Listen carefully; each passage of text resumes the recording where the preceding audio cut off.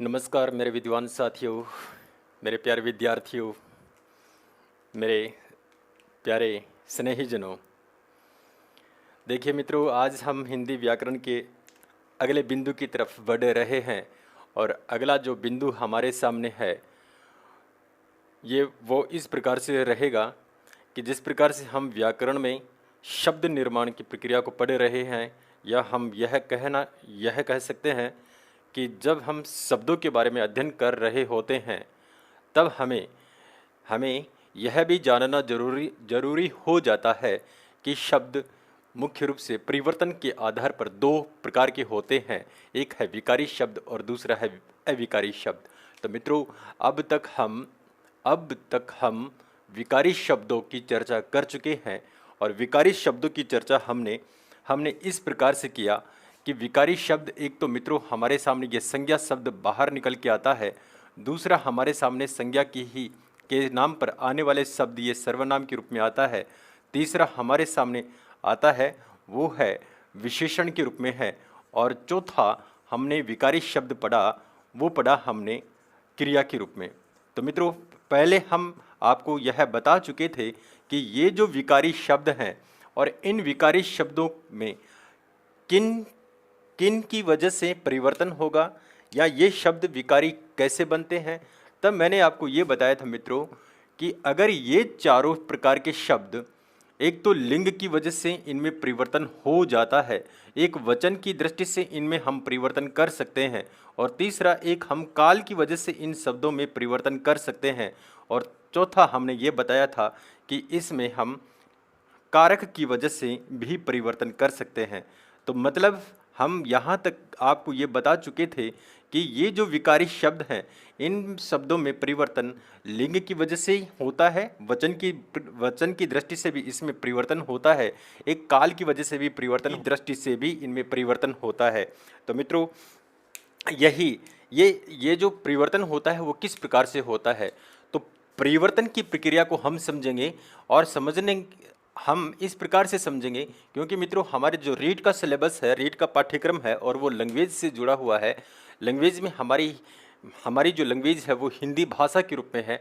तो हिंदी भाषा का जो व्याकरण का टॉपिक है उसमें हमारे सामने यही शब्द लिखे होते हैं कि शब्द विचार में हमारे से प्रश्न पूछे जाते हैं। एक तो संज्ञा, सर्वनाम, विशेषण, इनके बारे में हमसे प्रश्न पूछे जाते हैं, और फिर हमारे सामने यह लिखा होता है कि लिंग, वचन, काल और कारक का भी एक प्रकार से अध्ययन बिंदु दिया गया होता है। तो इसका मतलब ये है कि संज्ञा के जितने भी शब्द हैं या सर्वनाम के जितने भी शब्द हैं, विशेषण की क्रिया के, उनका लिंग की वजह से किस प्रकार से परिवर्तन होगा। तो मित्रों, आज हम इसी की चर्चा करेंगे कि शब्द में किस प्रकार से हम परिवर्तन कर सकते हैं और वो परिवर्तन किस प्रकार से होगा। तो मित्रों, मैं आपको पहले भी बता चुका था कि संज्ञा का जो भी शब्द होगा वो शब्द एक प्रकार से विकारी शब्द होगा, और विकारी का मतलब है कि इसमें परिवर्तन हम इसकी वजह से भी कर सकते हैं। तो मित्रों, यही चरण हम आज लेकर के आ रहे हैं, वो इस प्रकार से हैं कि हम प्रत्येक नामों का किस प्रकार से संज्ञा के जितने भी नाम हैं या सर्वनाम की, विशेषण की या क्रिया के जितने भी शब्द होते हैं उनमें हम परिवर्तन कैसे कर सकते हैं, या हम यह कह सकते हैं कि इस प्रकार के जो शब्द होते हैं उन शब्दों की छँटनी हम किस प्रकार से कर सकते हैं। तो मैं आपको सबसे पहले बताना चाहूँगा, लिंग का मतलब ये होता है मित्रों कि वह जो शब्द है वो शब्द विशेष, वो शब्द पुरुष के लिए प्रयुक्त हुआ है या फिर स्त्री के लिए प्रयुक्त हुआ है। तो मित्रों, बस इसी की वजह से लिंग के दो भेद हो जाते हैं। एक तो हो गया, इसको पुरुष में हम शामिल कर लिया ये पुल्लिंग में, और जो स्त्रीलिंग के लिए या स्त्री के लिए संबोधित होता है उसको हम शामिल कर लेते हैं स्त्रीलिंग के में। मतलब हमारे सामने हिंदी व्याकरण में ये लिंग के दो प्रकार होते हैं। तो इन दोनों प्रकारों का हमें कैसे छटनी करनी है, इन दोनों प्रकारों को हम किस प्रकार से प्रत्येक शब्द में हम अंदाज़ा लगा सकते हैं कि ये कौन सा लिंग है या किस प्रकार का लिंग है, ये पुल्लिंग है या फिर स्त्रीलिंग है। तो मित्रों, हम इस टॉपिक को ज़्यादा लंबा नहीं खींचेंगे क्योंकि हम प्रत्येक शब्द में इस प्रकार से छटनी कर सकते हैं। वो शब्द या हम जो वाक्यांश बताएंगे या एक ही लाइन में इस लिंग को मैं ख़त्म कर दूंगा, या हम यह कह सकते कि सारे के सारे जो लिंग हैं, जितने भी शब्द हैं, चाहे वो स्त्रीलिंग हो या फिर पुल्लिंग हो, हम केवल एक शब्द से ही पूरी लिंग वाले चैप्टर को यहीं ख़त्म कर देंगे। तो मित्रों, आप जुड़े रहिएगा और आप अंत तक इस वीडियो को देखिएगा, और उसके अंत में आपको यह नज़र आएगा कि हमने कौन से शब्द का चयन करेंगे या हम कौन से शब्द का चयन करेंगे, और एक शब्द विशेष से ही प्रत्येक शब्द के साथ इस प्रकार का हम अंदाज़ा लगाएंगे तो समझ लेना कि वो हमारा चैप्टर बिल्कुल ख़त्म हो गया मित्रों। तो मेरा कहने का मतलब ये है कि ये जो अपना टॉपिक है, ये टॉपिक है हम रटेंगे नहीं, हम ये कहें कि इस वाले टॉपिक को हम केवल एक शब्द से ही इसको ख़त्म कर देंगे। वो शब्द कौन सा है मित्रों, वो देखिएगा। देखिए मित्रों, मैं ज़्यादा लंबा इसमें समय बर्बाद नहीं करना चाहूँगा, मैं आपको केवल एक शब्द विशेष से ही इस पूरे टॉपिक को ख़त्म कर देना चाहूँगा। तो आप देखिए वो अपने सामने कौन सा शब्द आ रहा है, और उस शब्द से ही हम प्रत्येक शब्द में लिंग का निर्धारण कर सकते हैं। और वो कौन सा शब्द है, वो शब्द किस प्रकार का है, तो मित्रों वही शब्द का हम यहाँ बखान करना चाहेंगे, और वो हमारा इस प्रकार से है। तो देखिए मित्रों, हमारे सामने किसी भी प्रकार का शब्द क्यों ना हो, बस हमें ये देखना है किसी भी प्रकार का शब्द हो, उस शब्द का चयन हमें करना है।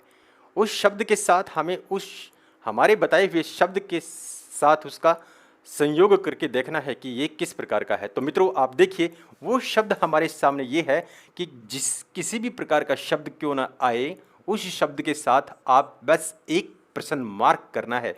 ये उस शब्द के साथ यही क्वेश्चन पूछना है, ये प्रश्न पूछना है, और इसका जो हमें उत्तर मिल जाता है, ये समझो उसका उत्तर सही रूप में प्रकट हो जाता है, तो समझ लीजिए कि आपका जो निर्धारण है, या आपने जो उस शब्द विशेष को लेकर के लिंग का चयन किया है, तो मित्रों वो बिल्कुल सही होगा। वो शब्द कौन सा है, तो मित्रों आपके सामने जो भी शब्द आए उसके साथ हम केवल एक ही प्रश्न करेंगे, और वो प्रश्न ये है कि कैसा या कैसी, कैसा या कैसी।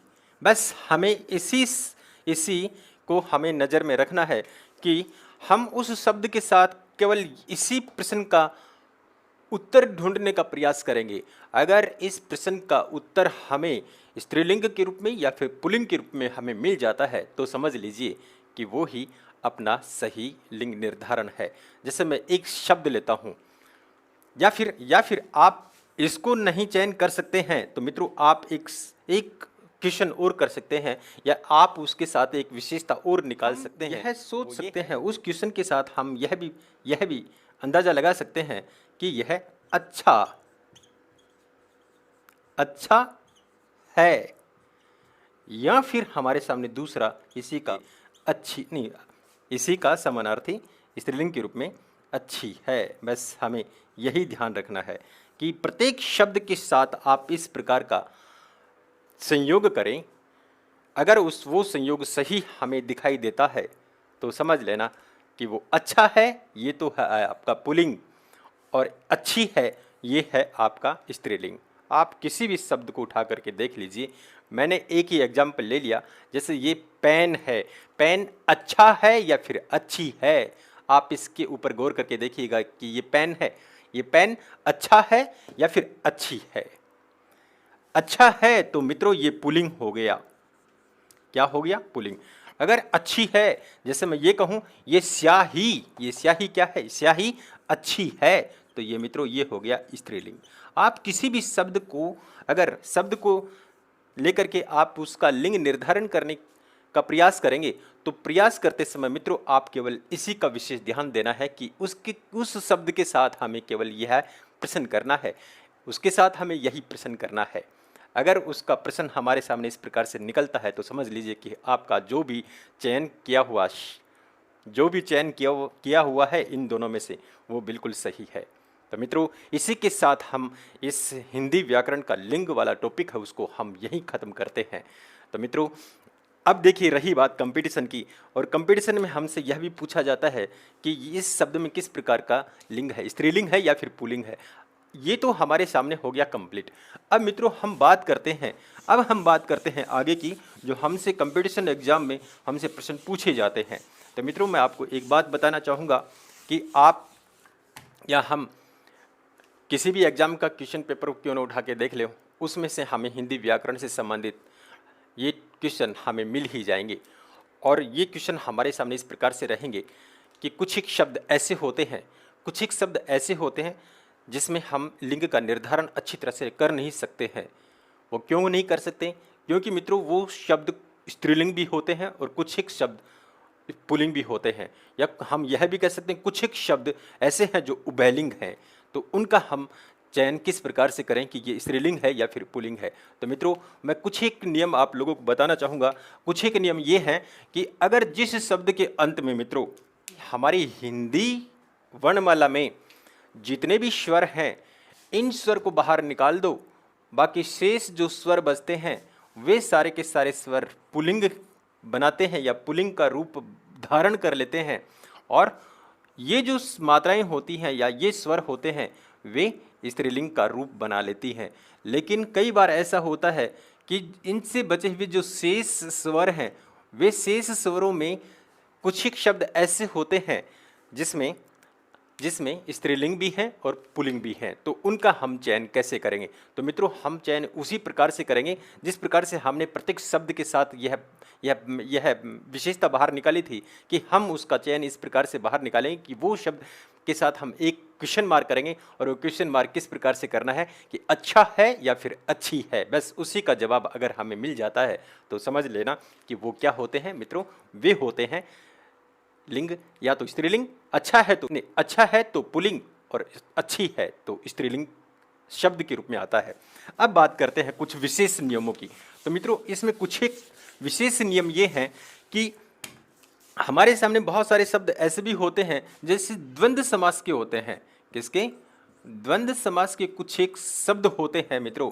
और द्वंद्व समास के कुछ एक शब्दों के उदाहरण ऐसे होते हैं जो दो पदों के बीच में ये डैश होगा। इसका मतलब ये है, जैसे मैं एक एग्जाम्पल लेता हूँ, एग्जाम्पल ये हो गया माता पिता। इस प्रकार के जो भी शब्द होंगे मित्रों, इस प्रकार के जो भी शब्द होंगे और इसमें ये जो योजक चिन्ह होगा, अगर इस प्रकार के शब्द हमारे सामने आते हैं तो हम उसको बोलते हैं द्वंद्व समास के उदाहरण बोलते हैं। और मित्रों इस प्रकार के जो शब्द होते हैं विशेष रूप से ये पुल्लिंग में ही रहेंगे। ये किस में रहेंगे? ये हमेशा पुल्लिंग में ही रहेंगे। और पुल्लिंग के साथ मित्रों ये बहुवचन में ही रहते हैं। ये किस में? ये बहुवचन में ही रहते हैं। और हालांकि ये द्वंद्व समास के जितने भी शब्द हैं ये पुल्लिंग में ही रहेंगे। एक तो ये है। दूसरा मित्रों हमारे सामने ये है कि जितने भी, एक नियम तो ये हो गया। दूसरा ये है कि जितने भी संज्ञार्थक शब्द हैं, कितना है, क्या है, संज्ञार्थक शब्द होते हैं। तो मित्रों इसके बारे में हमें विशेष ध्यान ये देना कि जितने भी संज्ञार्थक शब्द होंगे और वो शब्द विशेष में मुख्य रूप से क्रिया ही होगी। क्या होगी? ये शब्द हमेशा क्रिया के ही होंगे।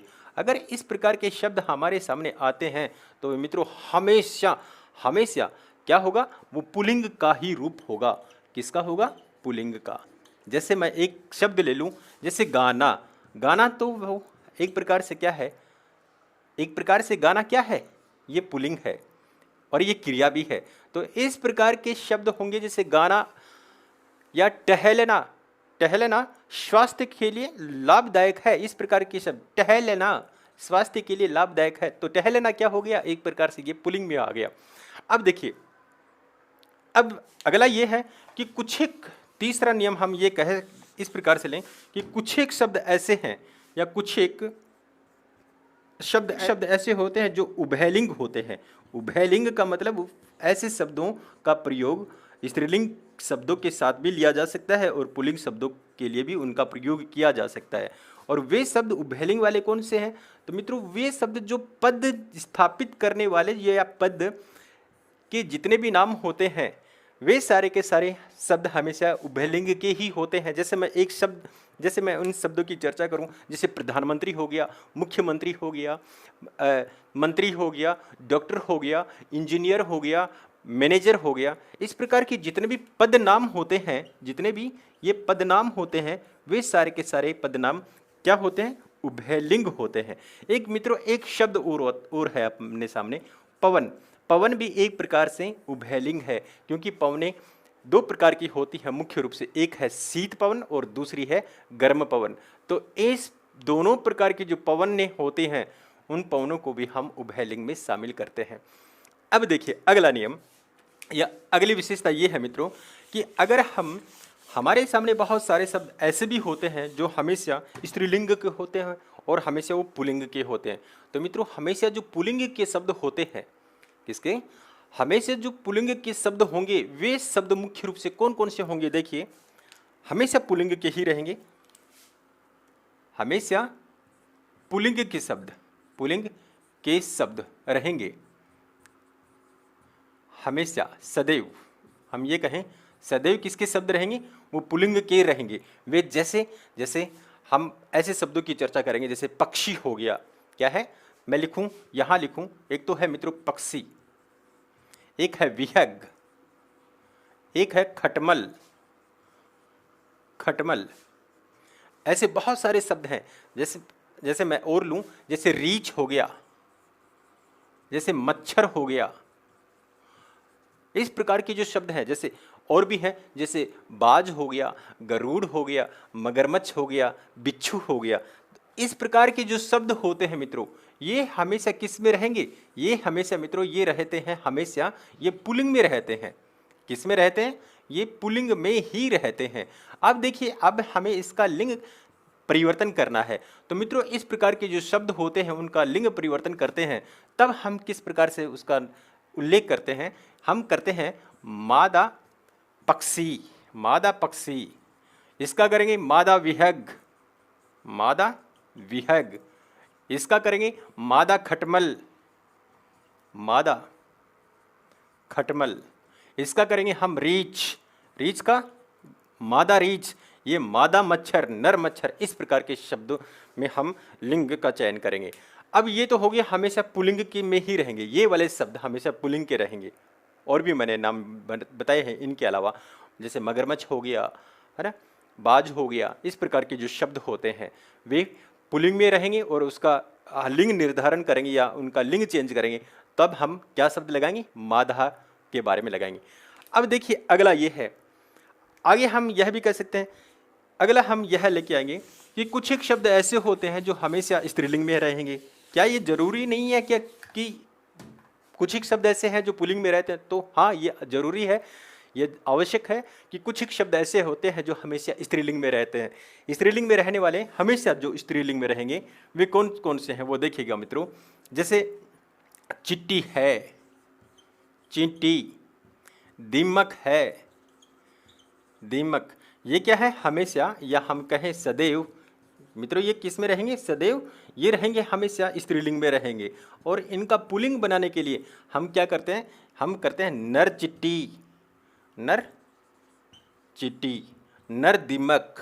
जैसे तितली हो गई, छिपकली हो गई, गिलहरी हो गई, चील हो गई, मैना हो गई। मतलब ये पक्षी होते हैं, ये पक्षी या कीट पतंगे होते हैं।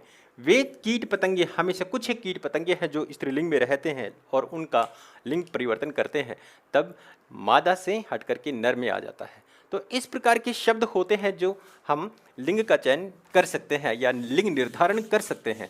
अगला हम लेवें कि कुछ एक शब्द ऐसे भी होते हैं मित्रों, बहुत सारे शब्द होते हैं, वे शब्द ऐसे होते हैं कि जैसे भाववाचक संज्ञाएं होती हैं।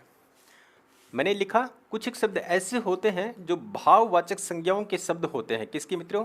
ये होते हैं भाववाचक संज्ञाओं के शब्द होते हैं। अगर ये भाववाचक संज्ञाओं के शब्द होते हैं तो वे मित्रों हमेशा ध्यान में रखना, ध्यान में रखना, अगर इन भाववाचक संज्ञाओं में से त्व, ता, पन ये प्रत्यय जुड़ जाता है, कि ये शब्द जुड़ने के साथ किसी शब्द के अंत में जुड़ जाते हैं, ये प्रत्यय है मित्रों। ये क्या है? ये प्रत्यय है। अगर ये प्रत्यय जुड़ जाते हैं किसमें? भाववाचक संज्ञाओं के शब्दों में ये प्रत्यय जुड़ जाते हैं, तो जुड़ने के साथ वो पुल्लिंग का रूप धारण कर लेते हैं। वो शब्द किसका बन जाएगा? वो शब्द बन जाएगा पुल्लिंग का। अब मान लो यही शब्द आगे और भाववाचक संज्ञाओं के ही शब्द हैं और वे शब्द स्त्रीलिंग भी बनते हैं। वे कौन से बनते हैं? तो देखिए मित्रों, हम ये कहें कि भाववाचक जो भी संज्ञाएं होंगी वे कुछ एक सब संज्ञाएं ऐसी हैं जिसके अंत में हम संज्ञाओं के अंत में हम प्रत्यय जोड़ देंगे तो वो क्या होगा, वे अपना अर्थ परिवर्तन कर लेते हैं या वो भाववाचक के रूप में आ जाती हैं। तो वे कुछ एक शब्द ऐसे भी होते हैं जो स्त्रीलिंग भी हैं, जिस प्रकार से ये शब्द हैं, और कुछ एक शब्द ऐसे हैं जो स्त्रीलिंग भी हैं। जैसे जैसे मैं ये कहूँ वो प्रत्यय कौन कौन से, मित्रों बहुत ध्यान से देना, और ऐसे प्रत्यय की चर्चा हम संज्ञा के शब्दों में भाववाचक संज्ञा में पढ़ चुके हैं। वे प्रत्यय कौन कौन से हैं? देखिए मित्रों, एक तो है ता, एक है आस, एक है ई, एक है आई, एक है अट, एक है आवट।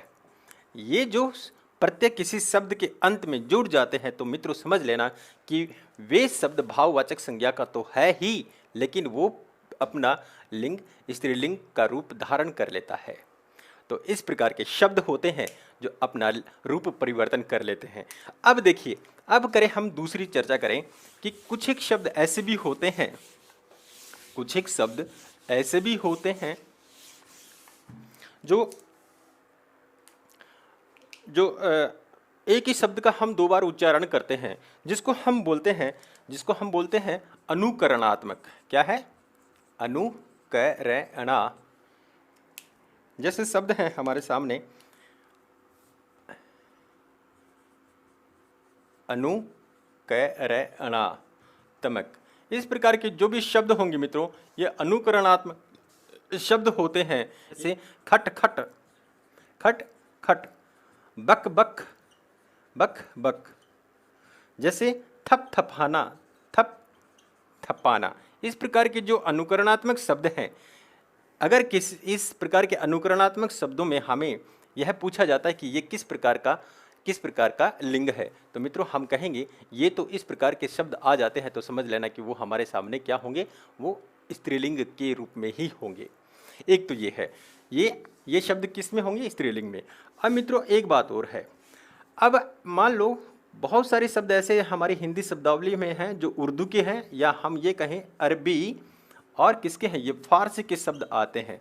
अगर इस प्रकार के जो शब्द होते हैं मुख्य रूप से जिसका अंत तय व्यंजन से होता है, किसी से होता है? तय व्यंजन जिस शब्द के इन शब्दों के अंत में लगा होता है तो समझ लेना कि वो हमेशा किसका होगा, वो हमेशा स्त्रीलिंग का ही होगा। जैसे मैं बहुत सारे शब्द यहाँ पेश करूँ, जैसे स्त्रीलिंग होने बहुत सारे शब्दों को मैं यहाँ लिख करके आऊँ, जैसे मोहब्बत है, जैसे हिफाजत है, जैसे तोहमत है।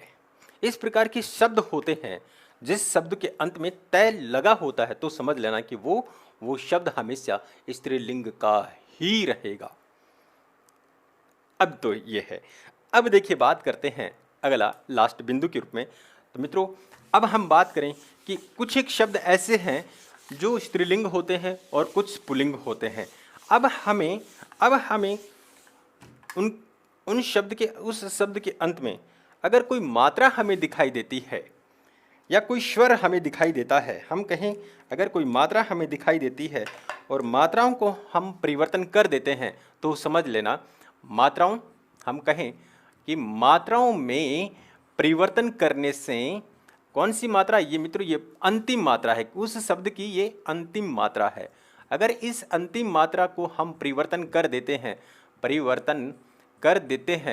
तो समझ